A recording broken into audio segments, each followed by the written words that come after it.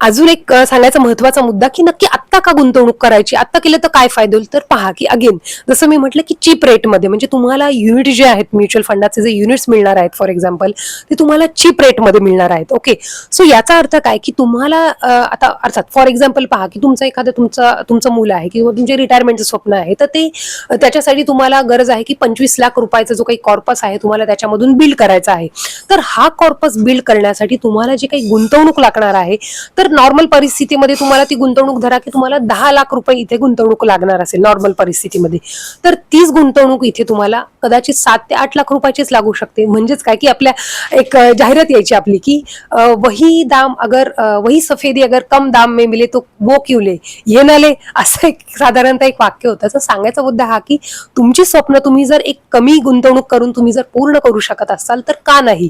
So this is the right time to invest. So जास्तीत जास्त आता तुम्ही ह्या जो काही मार्केट स्लॅगिश आहे, मार्केटमध्ये ग्रीडी, मार्केटमध्ये फिअरफुलनेस आहे, त्याचा फायदा घ्या आणि जास्तीत जास्त आता तुम्ही मार्केटमध्ये गुंतवणूक करा.